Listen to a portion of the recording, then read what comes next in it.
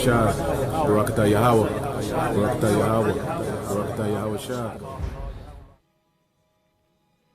Somehow I can still see. Children look like burnt paper.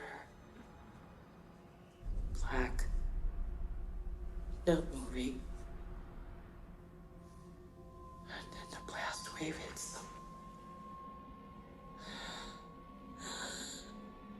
And they fly apart like leaves. Dreams. The end of the world are very common. It's not a dream anymore, it's real.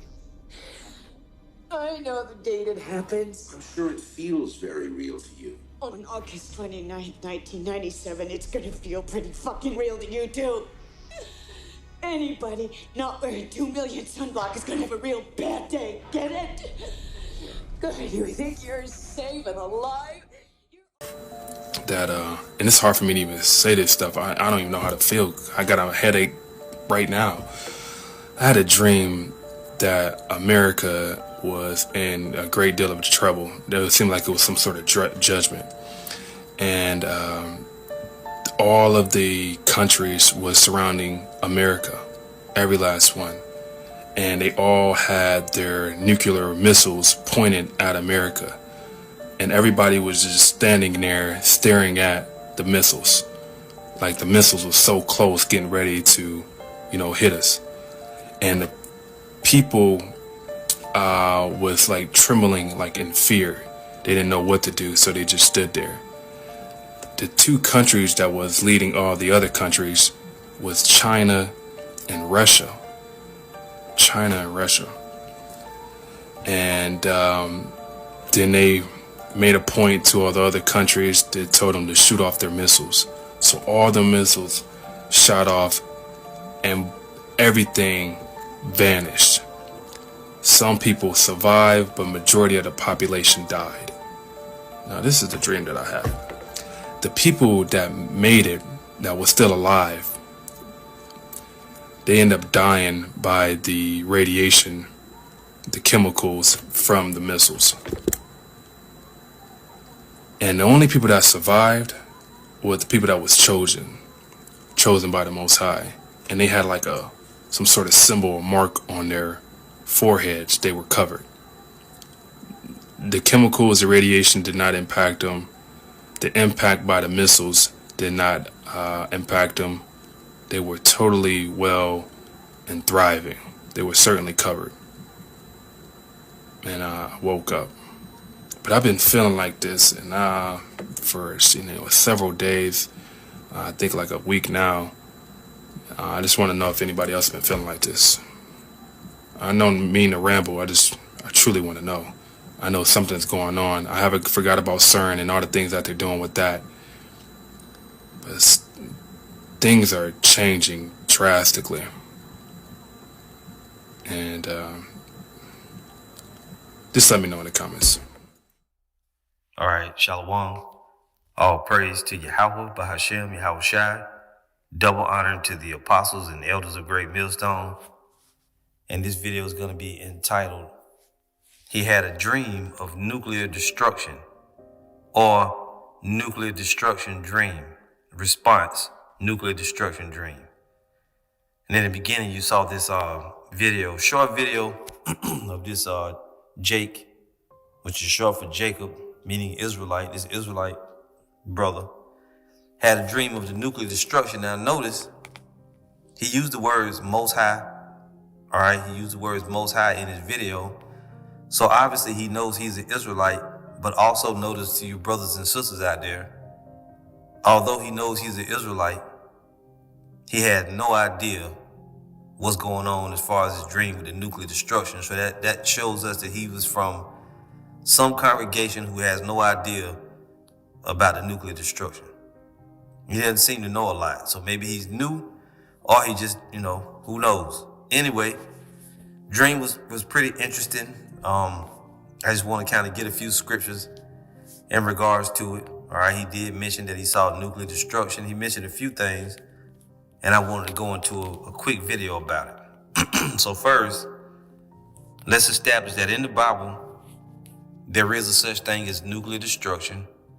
All right. And this is what this individual saw in his dream. We'll just go right to the point. All right. It says a new heaven and a new earth, which the vision that the apostle Peter saw was a vision of nuclear destruction. Now, we know that it's going to happen to America, Babylon the Great, and it's going to come via World War III. Let's go there first, Revelation 16. And I'll try to make this quick and as to the point as I can, all right? As you see the word Armageddon right here. I'm going to go to Revelation 16:15. And it says, behold, I come as a thief. Blessed is he that watcheth and keepeth his garments, lest he walk naked and they see his shame. Now this is figurative language used for what? Those that are in the truth. In a righteous sense, they have on the garments. Okay? They have on the righteous garments. Right? Which is the righteousness of the saints. Let's see here. Of the saints. Those that are in the truth in good standing. Salakia. Oh man. Fine white linen. Just bear with me one moment here. My fingers ain't working too good.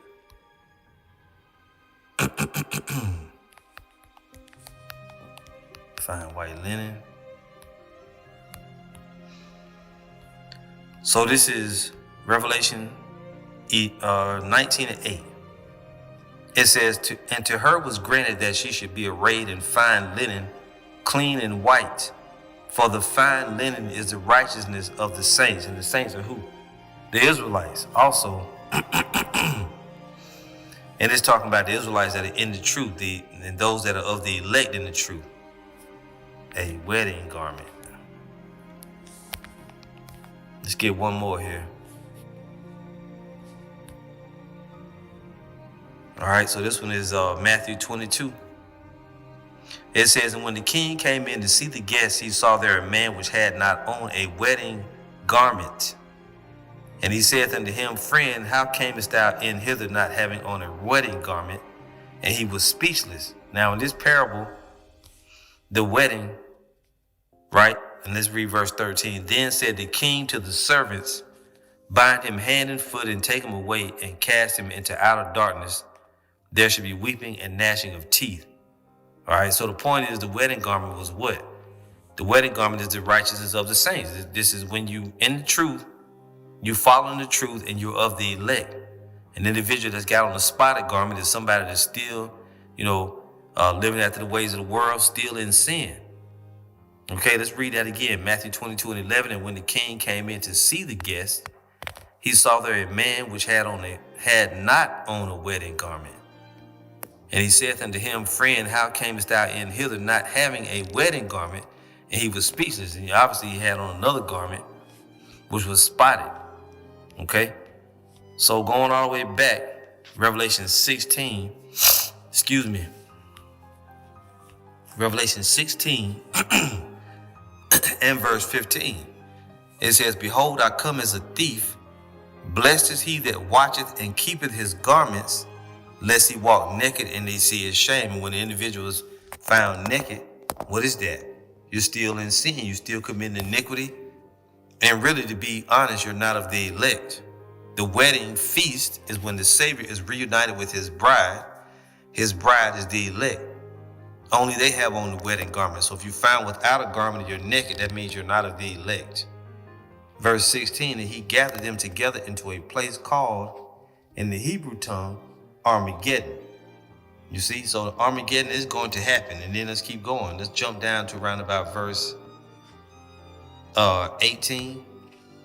And there were voices and thunders and lightnings, and there was a great earthquake. What's going to cause a great earthquake is nuclear destruction. Such as was not since men were upon the earth, so mighty an earthquake and so great. And the great city was divided into three parts, and the nations, Salakia, and the cities of the nations fell, and great Babylon came in remembrance before the Most High, to give unto her the cup of the wine of the fierceness of his wrath. And every island fled away, and the mountains were not found. And there fell upon men a great hail out of heaven. That great hail coming out of heaven is the nuclear warheads. Every stone about the weight of a talent, and men blasphemed the Most High because of the plague of the hail, for the plague thereof was exceeding great. This plague of hail is the nuclear destruction, nuclear warheads coming down that's going to cause the great earthquake. We go to Revelation 6 and 12. Excuse me. Come on. And Salakia. Moving kind of slow. All right, Revelation 6 and 12. And I beheld when he had opened the sixth seal, and lo, there was a great earthquake. You see that? The same earthquake. And the sun became black as sackcloth of hair, and the moon became as blood. And the stars of heaven fell into the earth, even as a fig tree casteth her untimely figs when she is shaken of a mighty wind. And the heaven departed as a scroll when it is rolled together. Now this stars falling out of heaven, right? Like figs falling out of a tree when it's shaken of a mighty wind. These are the nuclear warheads coming out of the heavens. And when they impact, this is what you see. And the heaven departed as a scroll when it is rolled together, and every mountain and island were moved out of their places. So in Revelation 16, it said the mountains were thrown down and the islands were not found. Here it says, and every mountain and island were moved out of their places. That's the great tumult or the shaking on the earth that the nuclear destruction is going to cause. And that when the heavens departed as a scroll, Salakia. Yeah, right here. Let's go back again. In Revelation 6, when it says here, and the heaven departed as a scroll when it is rolled together, that is the nuclear mushroom cloud. You see how the missiles, warheads come down, they explode, and the plume of fire in the middle goes up, and then the smoke rolls under itself, and you have wind, fire, radiation, and heat that goes out. That's the heavens being rolled together as a scroll or a nuclear mushroom cloud. That's what is in the scriptures right there. Now I want to go and read 2 Peter 3 and 10. And it says, but the day of the Lord will come as a thief in the night. This is the day of the Lord, in which the heavens shall pass away with a great noise. And that's talking about the skies above the earth. The heavens are going to pass away. They're going to burn up with a great noise. What is the noise? This is explosions, nuclear explosions, great noise. It says, and the elements shall melt with fervent heat. And what are the elements? Everything that's made is made of elements. You have the air is made out of oxygen, hydrogen, nitrogen, right? You have the water made out of different elements. So it's talking about a great destruction, a great, what's it called? Conflagration. I think that's a word that's often used. It's going to be a great destruction. And this Jake saw it. It says, and the elements shall melt with fervent heat. The earth also and the works that are therein shall be burned up. Seeing then that all these things shall be dissolved, what manner of persons ought ye to be in all holy conversation and godliness, looking for and hastening unto the coming of the day of the Most High, wherein the heavens being on fire shall be dissolved, and the elements shall melt with fervent heat. So that's the nuclear destruction. Now verse 13 says, nevertheless we, according to his promise, look for new heavens and a new earth wherein dwelleth righteousness. Which brings me to the next part of the video where Jake said that the people, there were some people that was not hurt, right? He said there was explosions and everything disappeared. But he said there was also people that were marked. Basically, he didn't say it in that word, but he said they had like a mark on their foreheads or something to that effect. He said they were not hurt. Let's see if we can hear that. Hold on. Did not impact them. Right here. They end up dying by the radiation, the chemicals from the missiles. And the only people that survived were the people that was chosen by the Most High. And they had like some sort of symbol or mark on their foreheads. They were covered. Right. And that mark is not literal, it's figurative. Now he may have seen a literal mark in the dream, but it's figurative in the scriptures. It means what? It's the same as having on the wedding garment. They have been marked or exempted from judgment. As soon as this thing will load. These people that didn't get destroyed, they were all Israelites, by the way. He didn't mention that. And just notice he has no idea that this is in the Bible. You see? But he knows about the Most High, but he has no idea what he even dreamed. I mean, he knew it was nuclear destruction, but he doesn't understand about the deeper mysteries, which is what a lot of Israelites don't really get. Anyway, that mark that's on their foreheads, that's a mark that exempted them from the judgment to come. This is Ezekiel 9:4. And the Lord said unto him, now the him is the angel that seals the elect. Ezekiel 9:3, and the glory of the God of Israel was gone up from the cherub whereupon he was to the threshold of the house. And he called to the man clothed with linen, which had the writer's inkhorn by his side. This man was an angel. And the Lord said unto him, go through the midst of the city, through the midst of Jerusalem, and set a mark upon the foreheads of the men that sigh and that cry for all the abominations that be done in the midst thereof. And when you go into the Hebrew, the word for mark here is the Hebrew word tawah. And what does it mean? Desire, mark, right here, mark as a sign of exemption from judgment. Now the judgment is the nuclear destruction of Babylon the Great, which is America. Those that are marked, chosen of the Lord, they are set aside and not destroyed, or they are set aside to be exempted or to be passed over and not destroyed. This is what Jake saw in his dream. He just doesn't really understand it, right? He doesn't really understand what he saw. Anyway, Revelation 7:1 speaks to that as well. And after these things I saw 4 angels standing on the 4 corners of the earth, holding the 4 winds of the earth, that the wind should not blow on the earth, nor on the sea, nor on any tree. And this wind is the nuclear destruction. Jeremiah 51.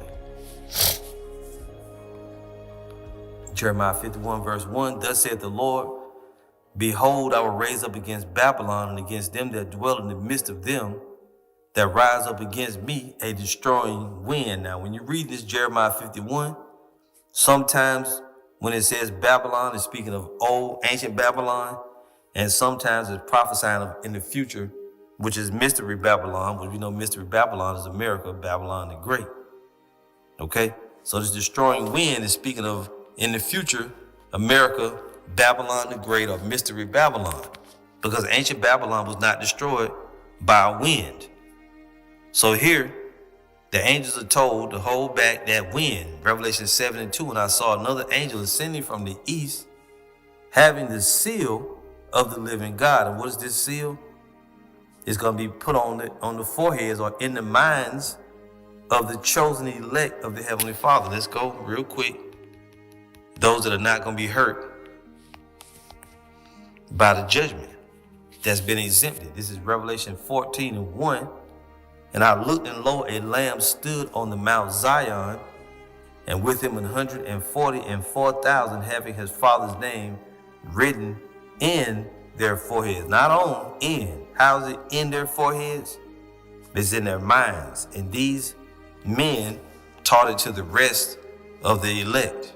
Okay? Now, when you read it in the, let's real quick here. This seal, this is Revelation, this is the NIV. Then I looked, hold on, yeah. And you know, you can actually read the NLT. Then I saw the Lamb standing on Mount Zion, and with him were 144,000 who had his name and his father's name written on their foreheads. What names?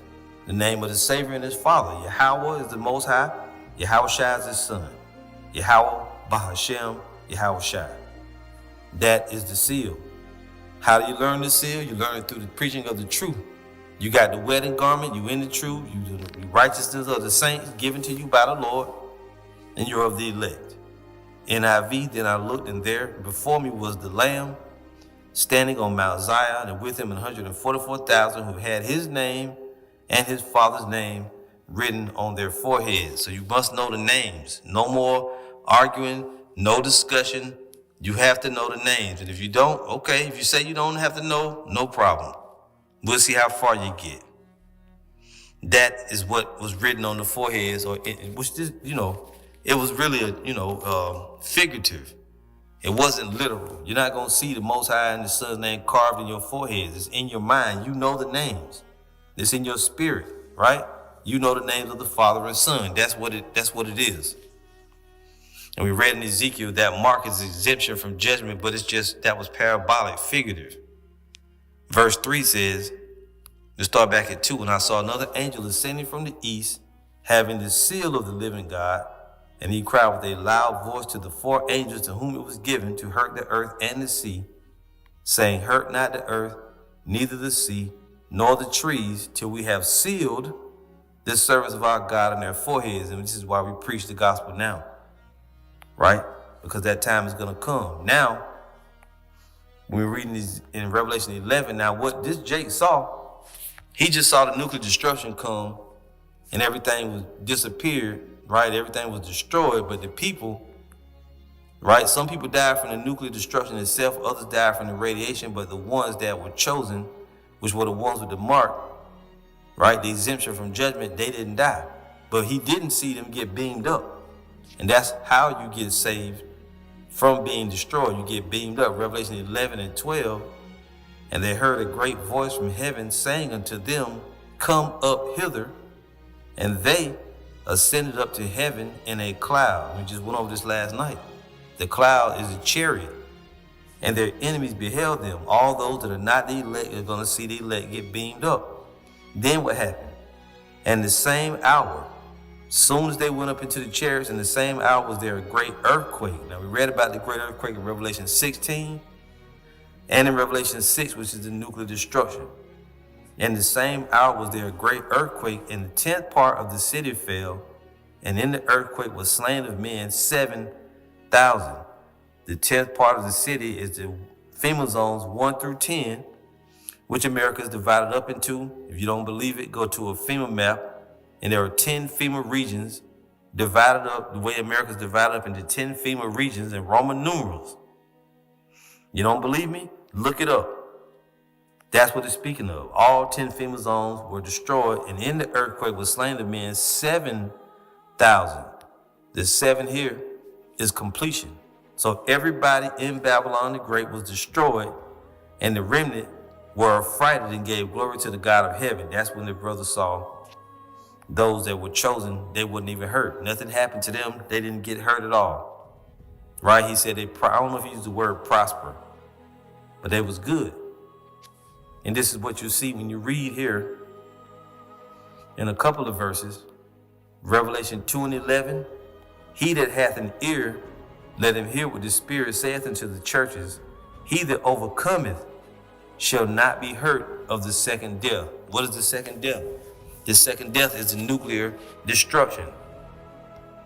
Revelation 20 and 14, and death and hell were cast into the lake of fire.